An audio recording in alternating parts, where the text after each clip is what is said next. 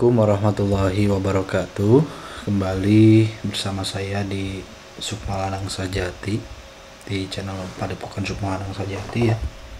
Nah, jadi beberapa hari ke belakang saya melihat adanya foto seorang habaib, konon seorang wali yang doanya makbul.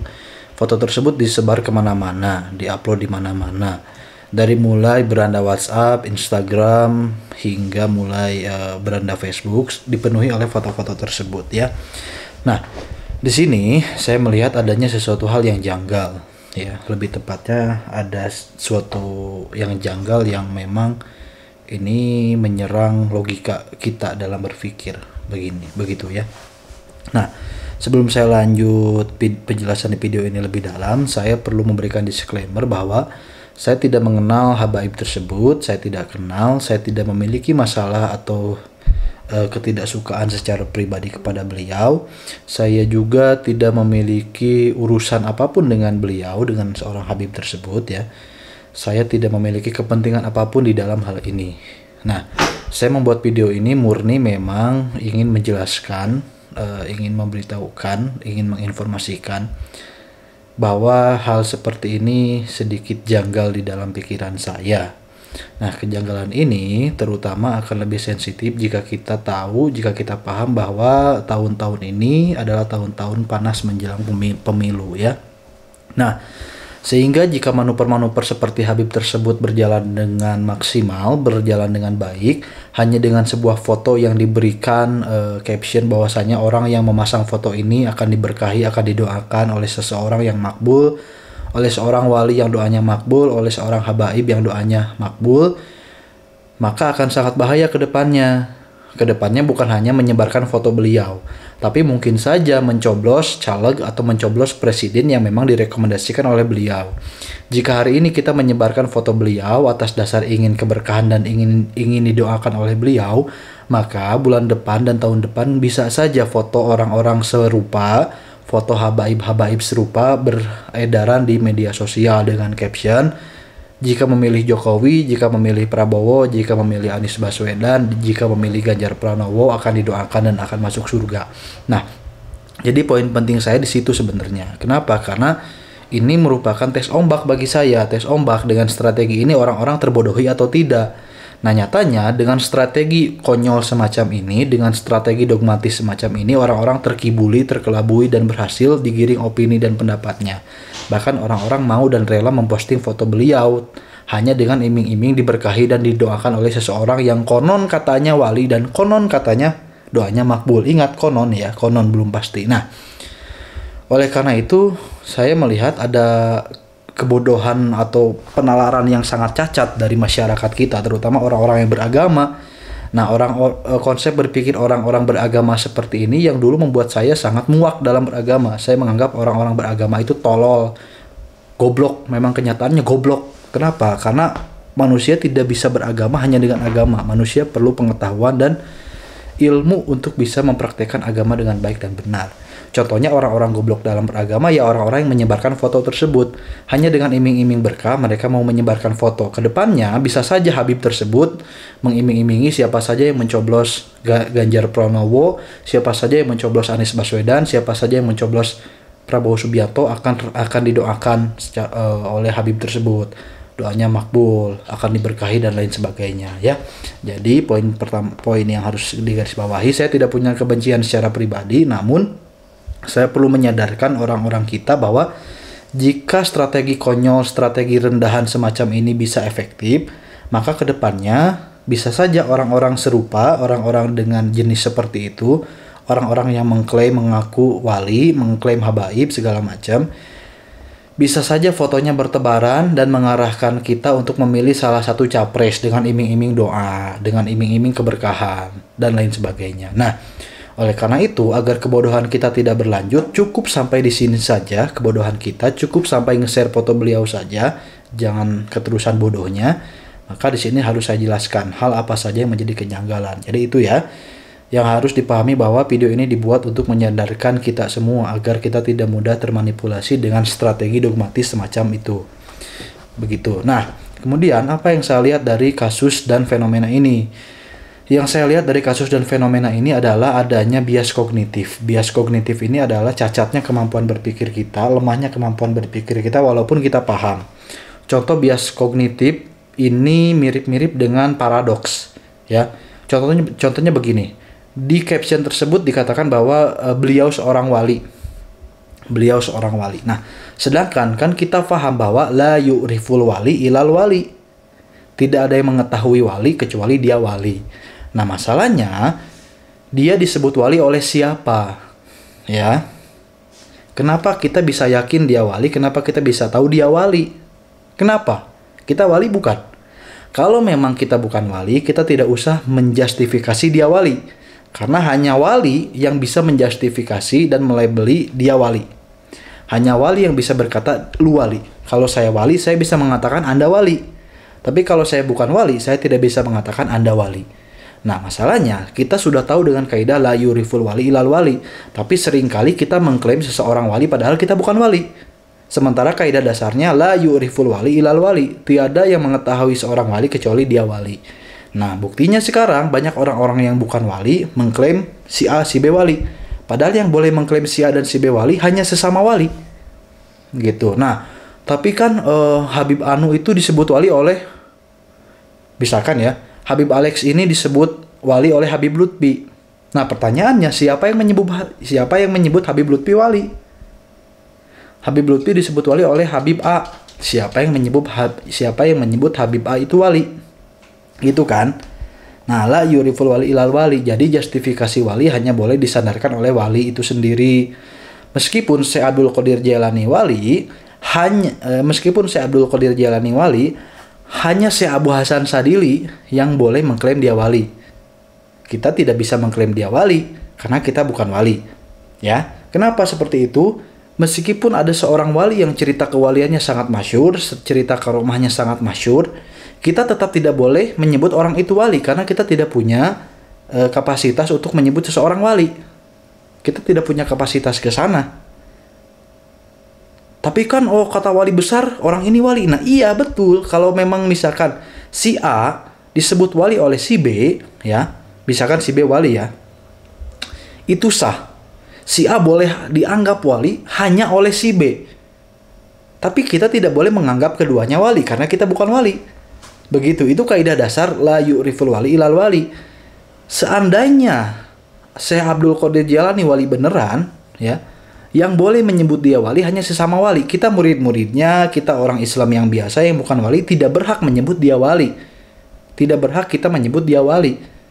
Ya, menyebut ya, meyakini dia wali boleh. Tapi kalau menyebut, mengatakan kepada orang Syekh Abdul Qadir Jailani wali itu tidak boleh sebenarnya karena kita bukan wali. Karena kita bukan wali dan tidak ada yang tahu level kewalian beliau itu sampai mana dan ada di mana. Sama seperti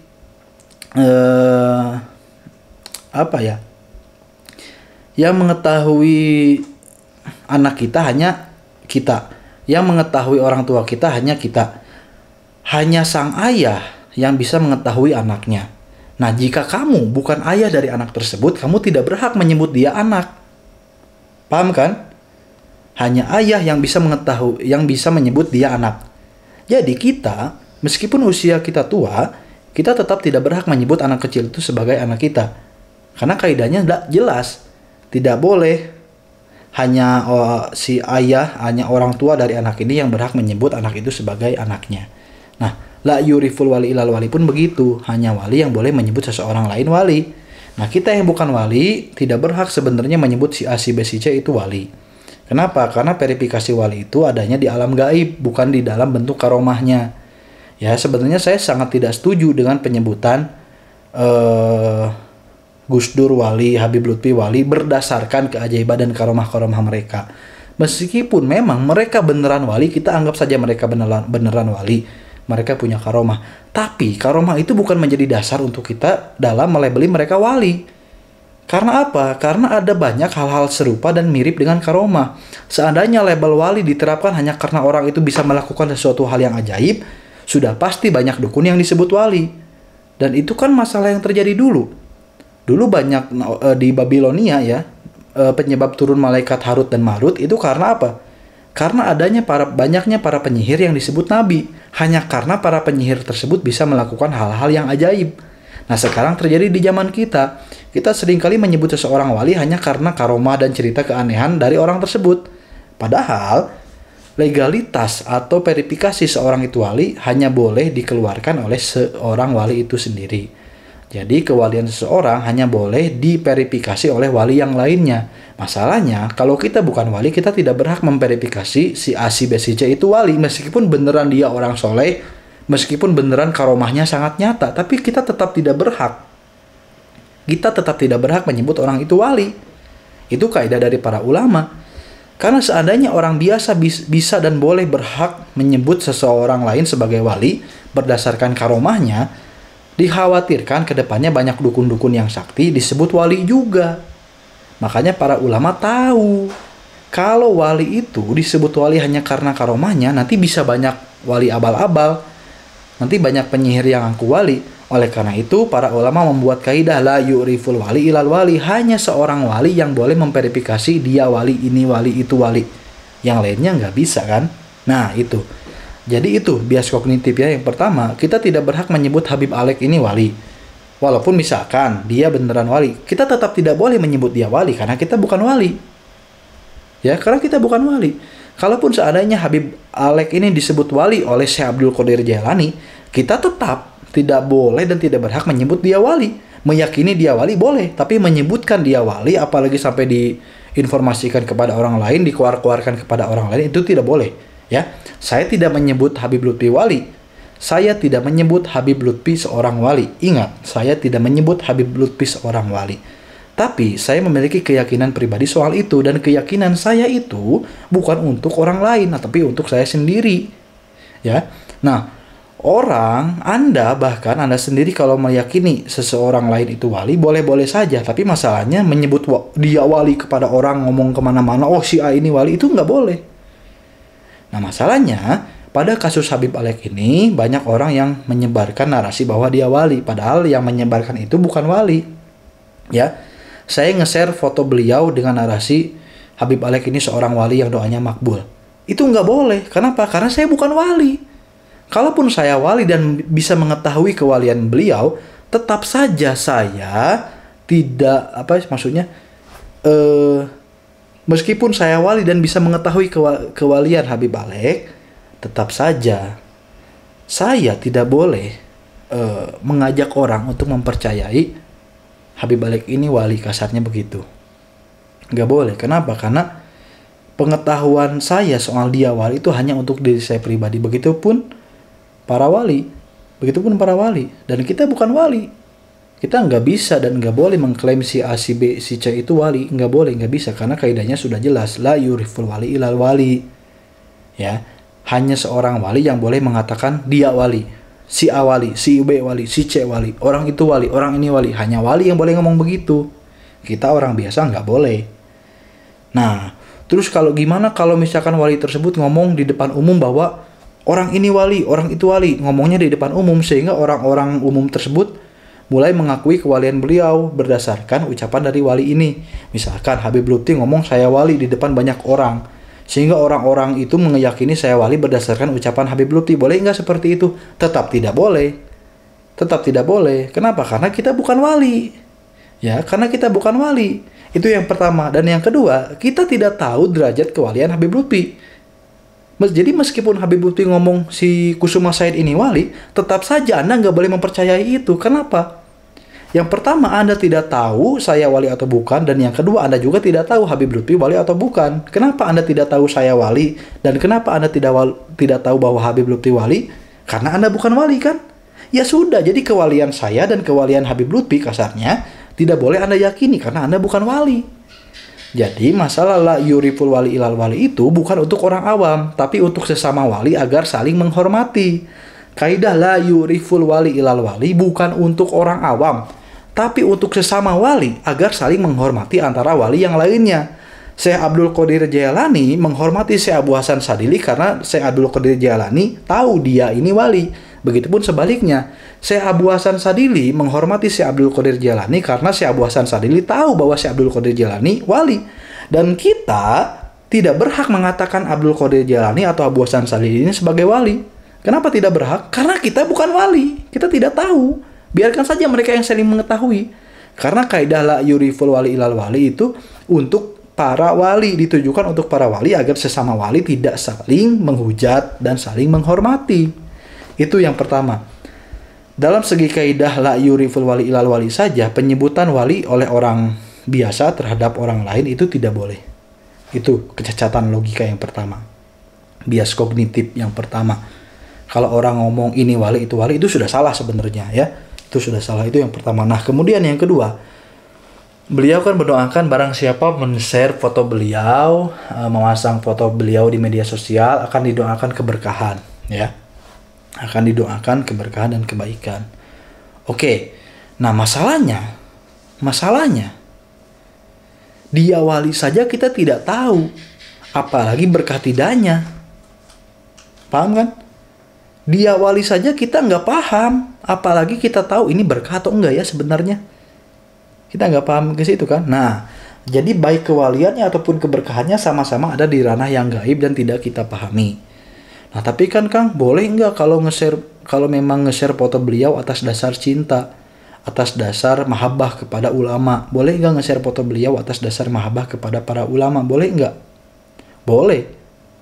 Boleh nge-share foto beliau atas dasar mahabbah dan para ulama, atas dasar mahabbah dan cinta kepada para ulama, boleh nggak? Boleh. Tapi kalau memang dasarnya hanya cinta kepada ulama, lalu kenapa foto beliau yang harus di-share? Kenapa nggak foto Habib Lutfi?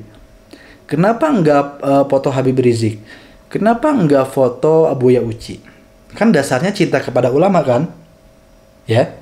Kenapa harus dia yang di-share kalau memang dasarnya itu? Nah, jadi Anda perlu mengakui bahwa dasar Anda memposting foto beliau bukan hanya sekedar cinta pada ulama, tapi Anda sudah termakan dogma. Karena kalau dasarnya cinta pada ulama doang, Anda bisa memposting foto ulama yang lain.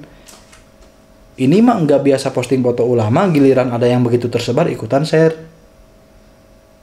Jadi sebenarnya Anda tidak menyebarkan foto beliau atas dasar kecintaan, tapi atas dasar dogma itu sendiri. Dan masalahnya kalau Anda sudah menyebarkan foto beliau dengan sebab dogma, dengan sebab terpengaruh dogma, dikhawatirkan kedepannya akan muncul mekanisme serupa yang mengarahkan Anda untuk coblos A, coblos B, colok A, colok B, pilih capres A, pilih capres B. Begitu yang saya khawatirkan. Gitu ya.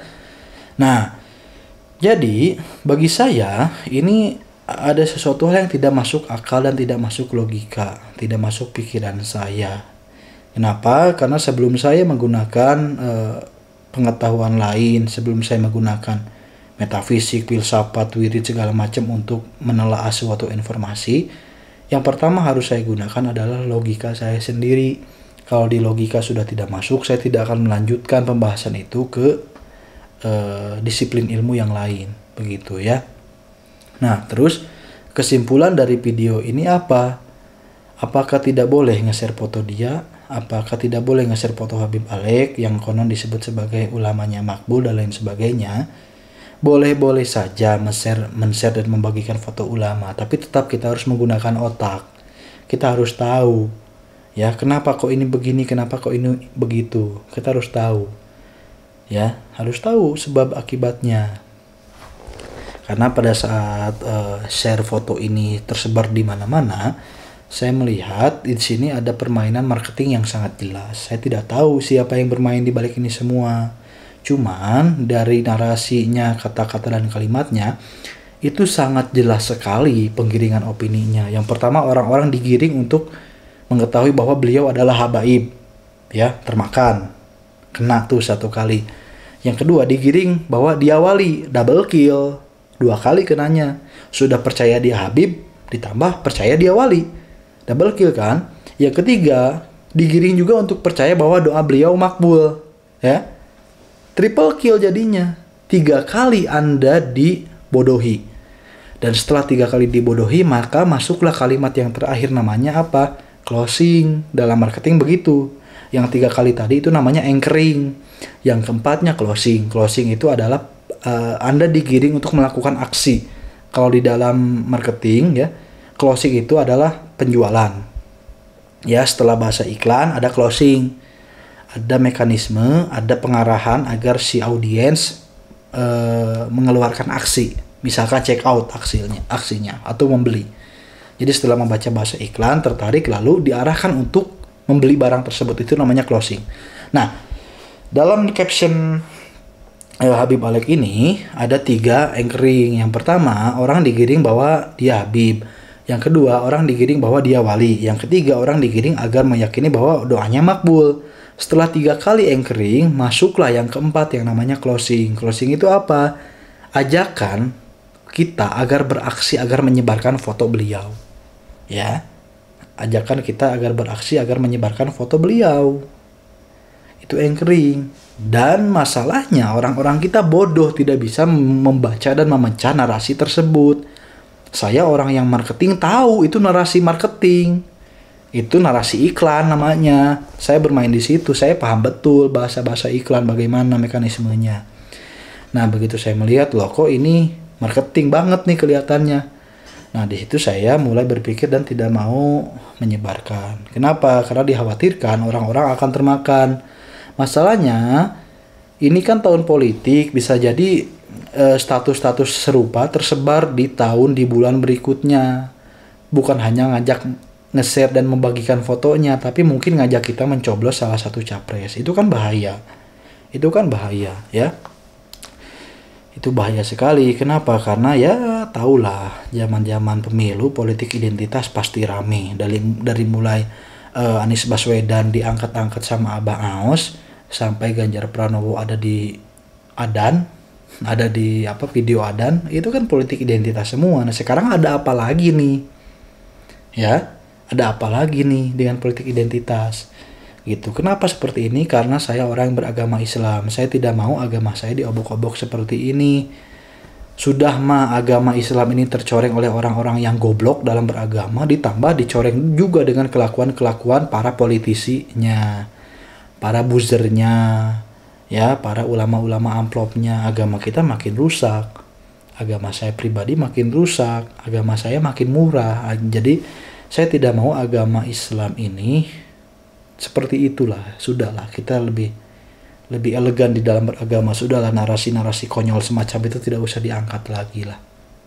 Oleh karena itu saya rasa penting untuk membuat video ini agar kita sadar bahwa ini itu permainan, ya, untuk proses mekanisme mencari popularitas tertentu. Kenapa? Karena kalau memang dasarnya cinta pada ulama, kenapa harus beliau? Kenapa harus Habib Alek? Kan kalau memang menyebarkan foto ulama atas dasar cinta, kan bisa foto ulama yang lain, ya, itu. Nah, terakhir kesimpulan dari saya, kita perlu berhati-hati apalagi tahun-tahun panas seperti ini, ya. Agama seringkali digunakan menjadi senjata untuk membodohi kita. Kenapa? Karena kita orang Islam yang sangat FOMO dengan pahala, yang sangat takut dengan dosa. Kita orang Islam yang sangat kaget dengan surga, sangat terkesima dengan surga, dan sangat takut dengan neraka. Sehingga begitu ada narasi-narasi yang merujuk kepada pahala dan dosa, kita akan mudah terpengaruh. Sehingga begitu ada narasi yang membawa surga dan neraka, kita akan mudah terpengaruh. Nah, bahayanya apa? Bahayanya sebagian orang tahu soal rahasia ini. Sebagian orang tahu bagaimana caranya memperalat umat Islam. Sebagian orang tahu bagaimana caranya mengendalikan umat Islam yang bodoh-bodoh ini. Makanya dibawalah narasi-narasi beragama. Begitu ya. Jadi sekali lagi saya tekankan, saya tidak punya masalah pribadi dengan beliau. Saya menghormati beliau sebatas sesama manusia. Sebatas sesama manusia. Kenapa? Karena kalau saya menghormati beliau atas nama ulama, namun ternyata beliau bukan ulama, saya menghormati kepalsuan. Begitupun sebaliknya, kalau saya menghormati beliau atas dasar habaib, ternyata beliau bukan habaib, ya, saya menghormati kepalsuan selama ini. Jadi saya menghormati dia, Habib Alek ini, sebatas sebagai sesama manusia. Saya menghormati para habaib, para ulama itu hanya sebatas manusia. Penghormatan saya terhadap habaib tidak ada bedanya dengan penghormatan saya terhadap adik saya, terhadap saudara saya, ataupun terhadap teman saya. Penghormatan saya terhadap ulama, terhadap para wali tidak ada bedanya dengan penghormatan saya kepada orang tua saya, kepada kerabat saya, dan kepada murid-murid saya. Semua saya hormati atas dasar kemanusiaan. Karena satu-satunya alasan yang pasti untuk menghormati manusia adalah karena dia manusia. Yang lainnya serba tidak pasti. Menghormati dia atas nama habaib, dia belum tentu habib, bisa saja bukan. Menghormati manusia atas dasar dia ulama, dia bisa saja bukan ulama. Menghormati seseorang atas dasar karena pintar, bisa saja dia orang bodoh yang sok pintar. Menghormati manusia atas dasar tampan, bisa saja dia operasi plastik.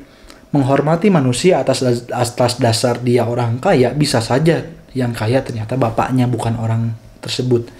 Menghormati manusia atas dasar dia punya jabatan, bisa saja jabatan itu dia beli dengan uang. Menghormati manusia atas dasar pangkat, bisa saja pangkat itu adalah hasil titipan dari orang-orang yang punya uang. Jadi bagi saya menghormati orang lain, menghormati manusia atas alasan-alasan yang tidak pasti itu sangat riskan. Makanya saat ini saya menghormati manusia hanya karena dia manusia. Saya menghormati ulama hanya karena dia manusia.